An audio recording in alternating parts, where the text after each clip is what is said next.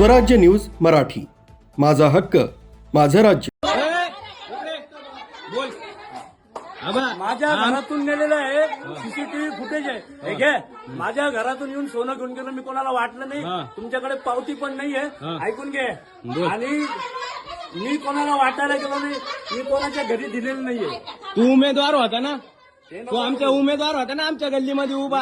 मग तू तुझ्या चुकीने पाडलं का आमच्या मताने पाडलं? माझ्या घरचे 15 रुपये मिळाले.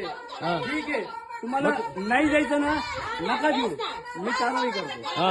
काय केलं आम्ही? चोरी केली का? तुझ्या घरी येऊन चोरी केली? दादा, तुझ्या घरी येऊन चोरी केली का? तू जातीवाद करू राहिला का आमच्या संघ गल्लीत येऊन? सीसीटीव्ही फुटेज माझ्याकडे. तू आदिवासीवरून शिव्या देऊ राहिला का आम्हाला? शिव्या देतो. जातीवाद करू राहिला ना आमच्या सोबत? नका देऊ. अरे हे सगळं नाही नाही नाही, जातीवाद करू राहिला का? इकडे पळू नको. कळत नाही, कळत नाही. बोल. जातीवाद केला तुम्ही आमच्या गल्लीत येऊन, आमच्या जातीला शिव्या देऊ राहिला. नाही जायचं ना, तुम्हाला नाही जायचं, नका देऊ. अबा एवढी गल्ली सबूत आहे, हा जातीवाद करू राहिला आमच्या गल्लीत येऊन, जातीवरून शिव्या देऊ राहिला. राहू दे वकील, इकडे इकडे इकडे. त्र्यंबकेश्वरमधून लोकशाहीला काळीमा फासणारी एक धक्कादायक घटना समोर आली. निवडणुकीपूर्वी मतदारांना सोनं वाटणाऱ्या एका उमेदवारानं पराभव झाल्यानंतर चक्क मतदारांकडे दिलेलं सोनं परत मागितल्याचा व्हिडिओ सध्या सोशल मीडियावर तुफान व्हायरल होतोय. या घटनेमुळे राजकीय वर्तुळात खळबळ उडाली. प्रशासन आणि पोलीस यंत्रणा याकडे काय भूमिका घेणार, याकडे सर्वांचं लक्ष लागलंय. लोकशाहीचा उत्सव मानल्या जाणाऱ्या निवडणुकांमध्ये मतदारांना आमिषे दाखवण्याचे प्रकार नवीन नाहीत. मात्र त्र्यंबकेश्वरमध्ये समोर आलेली ही घटना अनेकांना धक्का देणारी आहे.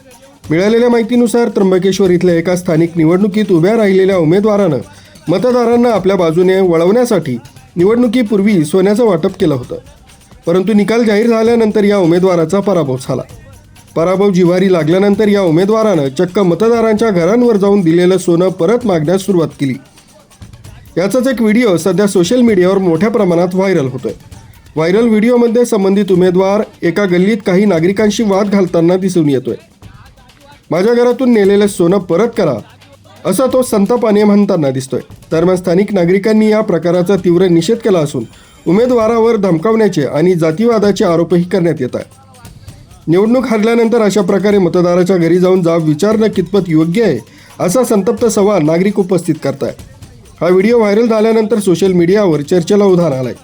काहींनी मतदारांनी अशा आमिषांना बळी पडण्यात चुकीचं असल्याचं म्हटलंय, तर काहींनी पराभूत उमेदवाराच्या कृतीची खिल्ली उडवली आहे. सोनं देऊन मतं विकत घेण्याचा प्रयत्न हा लोकशाहीसाठी अत्यंत घातक असल्याची प्रतिक्रिया व्यक्त केली जाते.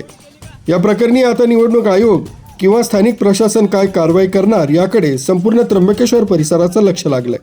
डॉक्टर तुकाराम गवळी, न्यूज ब्युरो, स्वराज्य न्यूज मराठी, त्र्यंबकेश्वर.